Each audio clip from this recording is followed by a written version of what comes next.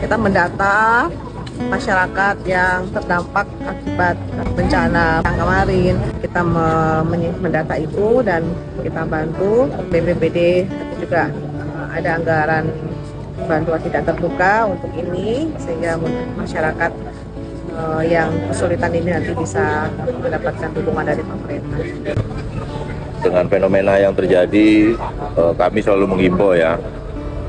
Yang pertama, masyarakat untuk tetap tenang, waspada, hati-hati jika berada di luar rumah ketika cuaca sedang hujan angin kencang.